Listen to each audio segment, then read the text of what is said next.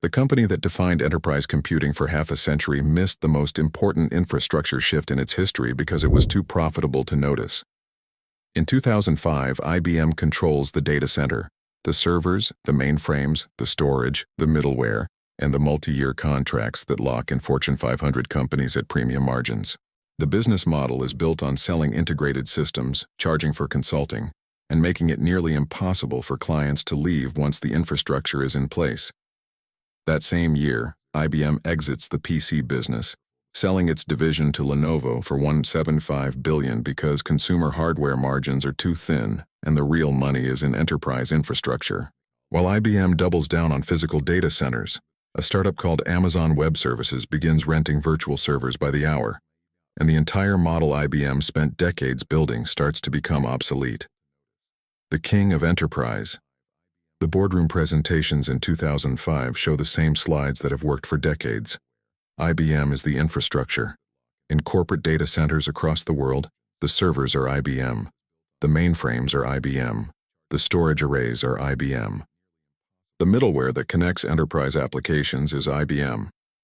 The consultants who design the systems, implement them, and train the staff are IBM employees or IBM certified partners. The contracts are multi-year, the margins are high, and the renewal rates are predictable. This is not just market leadership, it is market control. IBM's brand is synonymous with enterprise reliability. The phrase, "Nobody ever got fired for buying IBM," is not marketing. It is the operating assumption of every CIO who needs to justify a seven-figure infrastructure purchase to a CFO and a board. In 2000, IBM's market capitalization exceeds $200 billion, making it one of the most valuable technology companies in the world. The company has survived and adapted through multiple computing revolutions, from mainframes in the 1960s and 70s to personal computers in the 1980s, to client-server architecture in the 1990s. Each transition threatened IBM's position, and each time the company found a way to remain relevant by controlling the infrastructure that enterprises depend on. By 2005, IBM has exited the personal computer business, selling its PC division to Lenovo for $1.75 billion. The sale is framed as a strategic refocus on high-value services, consulting, and enterprise infrastructure. The message is clear. IBM is not interested in commodity hardware for consumers. It is focused on the lucrative, long-term business of serving Fortune 500 companies, governments, and financial institutions. The decision to exit PCs appears rational. The margins on consumer hardware are thin and declining. The real money is in enterprise systems, where IBM can sell integrated solutions, charge premium prices, and lock customers into multi-year service agreements. The company's leadership believes that the future of computing will remain centered on corporate data centers, where IBM has unmatched expertise in client relationships. But the future is about to move somewhere IBM is not looking. The environment around the decision. In the early 2000s, the internet is transforming business, and IBM appears perfectly positioned to benefit. E-commerce is growing. Web applications are becoming mission-critical. Companies need servers, databases, networking equipment, and the expertise to manage them. IBM has all of it. The company's technical capabilities are deep. IBM Research employs thousands of PhDs working on everything from chip design to artificial intelligence. IBM Global Services has tens of thousands of consultants who implement enterprise systems for the world's largest organizations. The company's data center expertise is unmatched. It has been building and operating large-scale computing infrastructure for decades. IBM's client relationships are long-term and sticky. The company's largest customers are banks, insurance companies, telecommunications providers, and government agencies. Organizations that value stability, compliance, and vendor accountability above all else. These clients do not switch vendors lightly. They have legacy systems that are deeply integrated with IBM products, and the cost and risk of migration are prohibitive. In 2005, IBM makes a strategic decision that reflects its priorities. The company sells its personal computing division to Lenovo, a Chinese technology firm, for $1.75 billion. The sale includes IBM's ThinkPad laptop brand, desktop PC business, and manufacturing operations. The deal is structured as a combination of cash and Lenovo equity, and IBM retains an 18.9% stake in Lenovo as part of the transaction. The rationale for the sale is clear. The PC business operates on thin margins, faces intense competition from Dell and HP, and requires significant capital investment in manufacturing and supply chain management. IBM's leadership views PCs as a commodity business with limited strategic value. The company's CFO describes the sale as a move to focus on higher value segments: enterprise servers, software, and consulting services. The sale is praised by analysts and investors. IBM is exiting a low-margin, capital-intensive business and doubling down on enterprise IT, where margins are higher and client relationships are stickier. The stock price rises on the announcement, and the narrative is that IBM is becoming a more focused, more profitable company. But the decision also reflects a deeper assumption about the future of computing, an assumption that will prove incorrect. IBM's leadership believes that the future of enterprise IT will continue to be built on corporate data centers, where companies own and operate their own infrastructure. The PC sale is not just about margins. It is a signal that IBM is prioritizing the server room over the desktop, the CIO over the end user, and capital equipment sales over consumer-facing technology. IBM's revenue structure in 2005 reflects this focus. Roughly 40% of the company's revenue comes from services, including consulting, systems integration, and managed services. Another 30% comes from hardware, primarily servers and storage systems. The remaining 30% comes from software, including databases, middleware, and enterprise applications. The business model is predictable and profitable. Enterprise clients sign multi-year contracts, often worth tens or hundreds of millions of dollars. IBM sales cycles are long, but once a client commits, the relationship is durable. The company's gross margins on hardware and software are above 50%, and the services business, while lower margin, generates steady cash flow and deepens client lock-in. The early 2000s also see the rise of new computing trends that should favor IBM. Virtualization technology, pioneered by VMware, allows multiple virtual servers to run on a single physical machine, increasing efficiency and reducing hardware costs. Grid computing and utility computing emerge as concepts, suggesting that computing resources could be consumed like electricity, paid for based on usage rather than purchased as capital assets. IBM is aware of these trends and invests in related technologies. The company offers virtualization solutions, enterprise grid computing services, and on-demand infrastructure for large clients. But these offerings are positioned as extensions of IBM's traditional business model, not as replacements for it. The assumption is that enterprises will continue to own and operate their own data centers, with IBM providing the hardware, software, and services to run them. In 2006, before Amazon launches EC2, AWS quietly launches Amazon S3, a simple storage service that allows developers to store and retrieve data over the internet, paying only for the storage they use. S3 is initially seen as a niche service for web developers, not as a threat to enterprise storage vendors like IBM and EMC.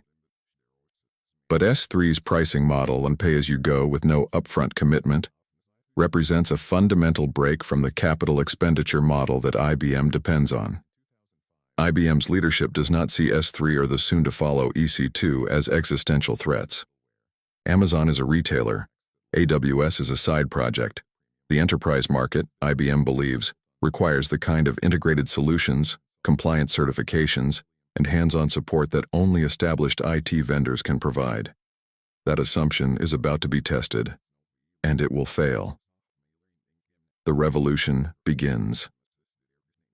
In March 2006, Amazon announces the launch of Amazon Web Services Elastic Compute Cloud, or EC2.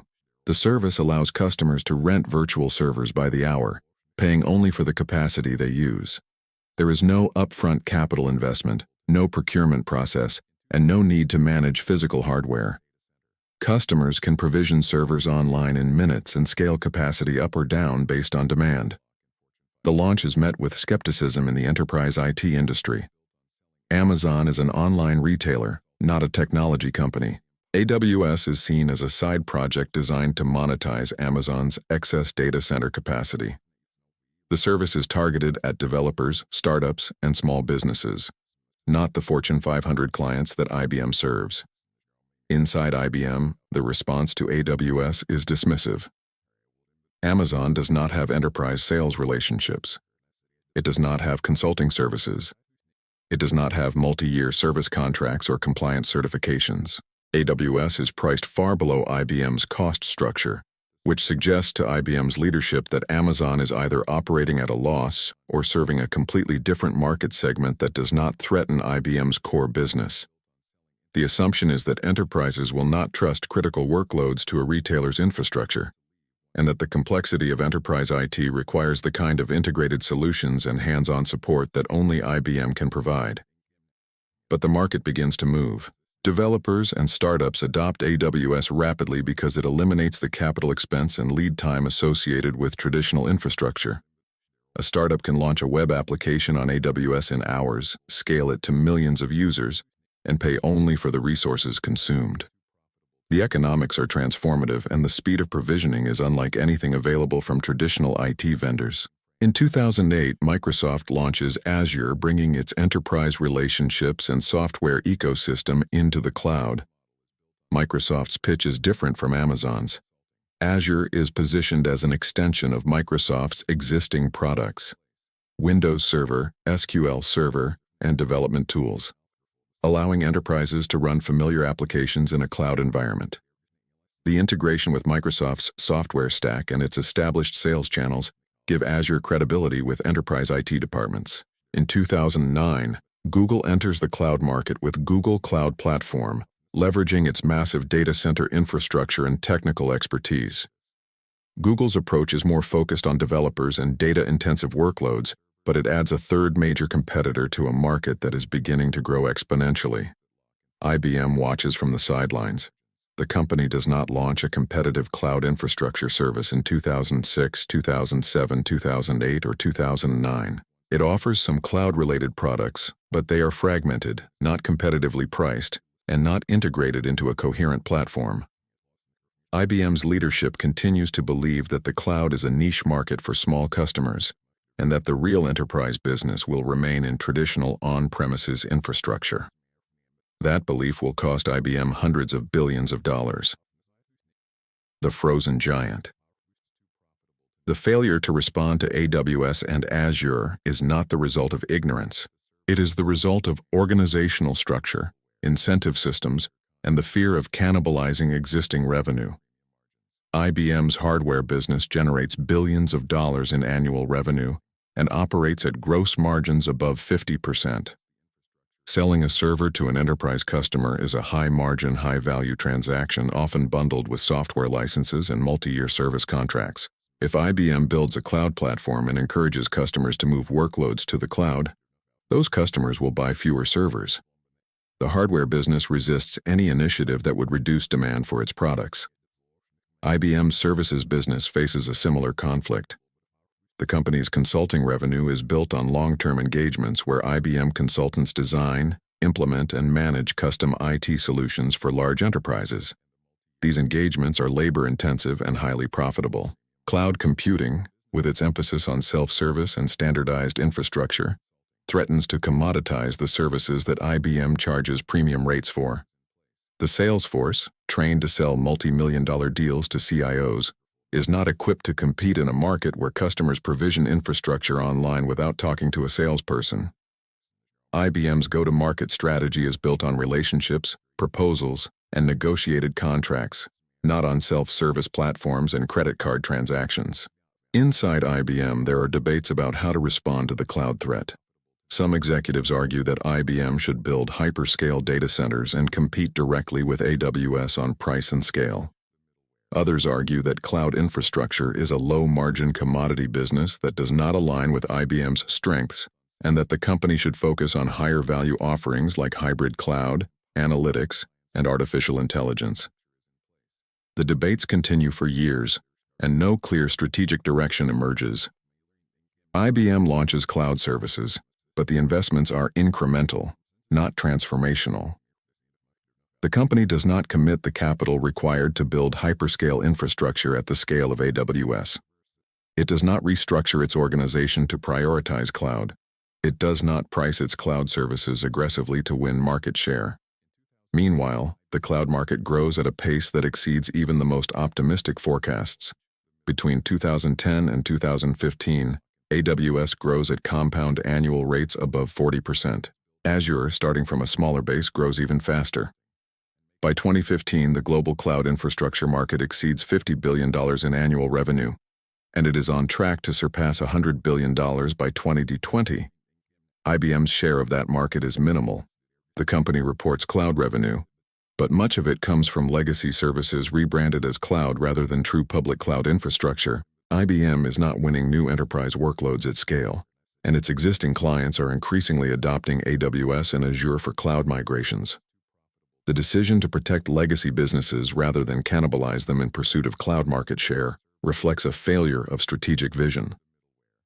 IBM's leadership understands that cloud computing is growing, but they do not grasp that it is not a new product category. It is a fundamental shift in how enterprises consume IT. The companies that control cloud infrastructure will control the future of enterprise computing, and IBM is letting competitors define that future. Too late to catch up.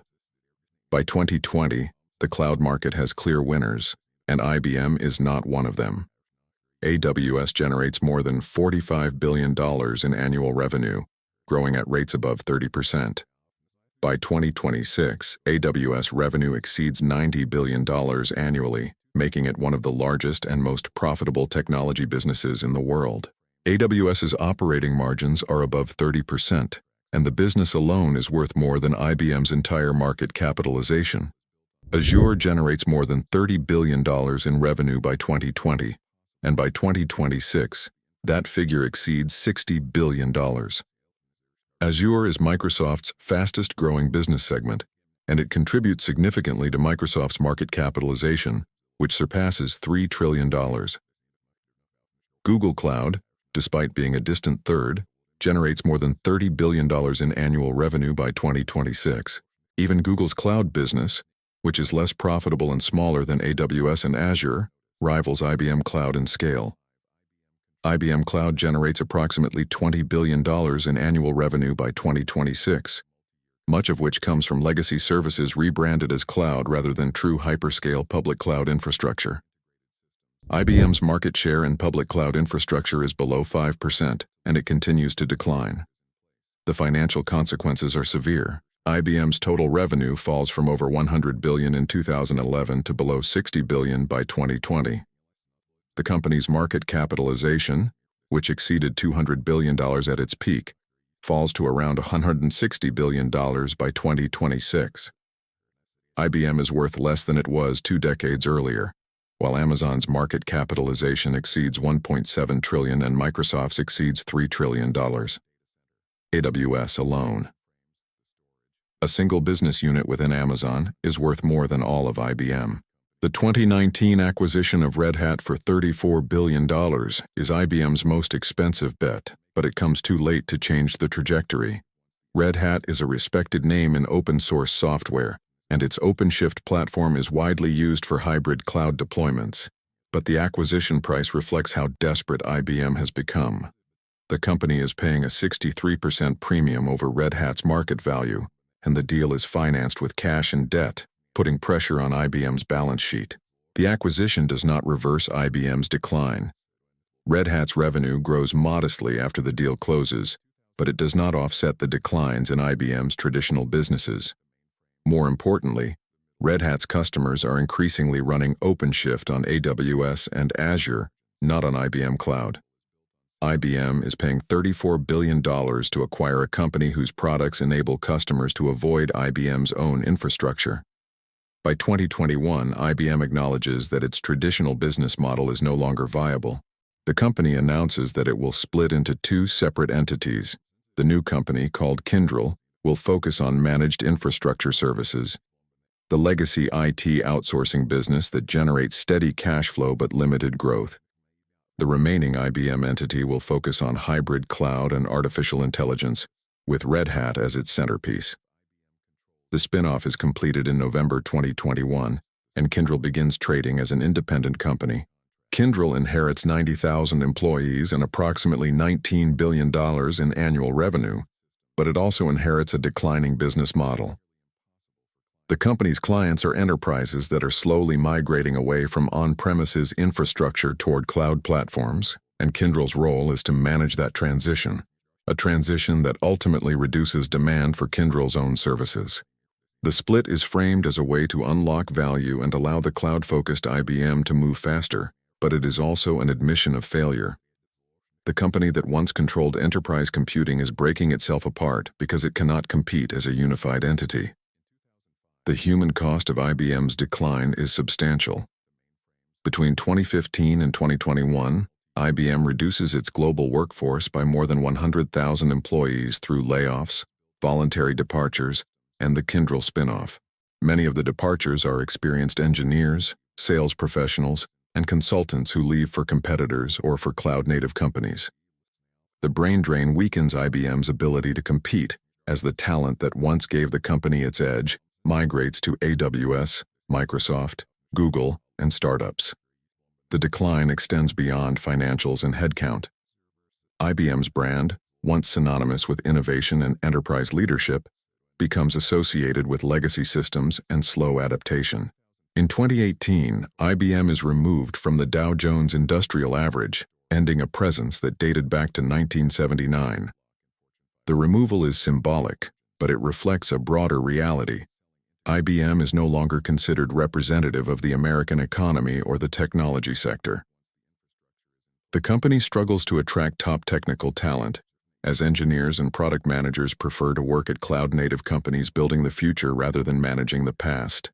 IBM's recruiting pitches emphasize stability and legacy, but those are not the values that attract the best talent in a market where AWS, Google, and Microsoft offer the opportunity to work on cutting-edge cloud infrastructure, machine learning, and distributed systems at massive scale.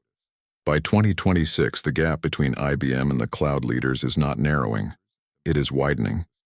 AWS generates more revenue in a single quarter than IBM Cloud generates in an entire year. Azure's growth rate continues to exceed 30% annually, while IBM Cloud's growth is in the single digits.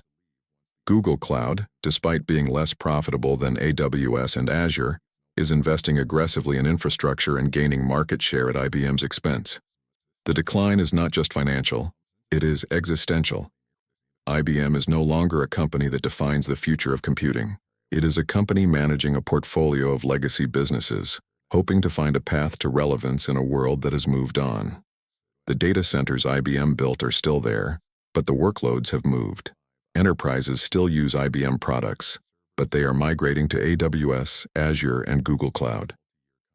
The new applications, the new startups, and the new enterprises are built on cloud platforms that IBM does not control. In 2006, IBM had everything needed to dominate cloud computing: the technical knowledge, the client relationships, the data center expertise.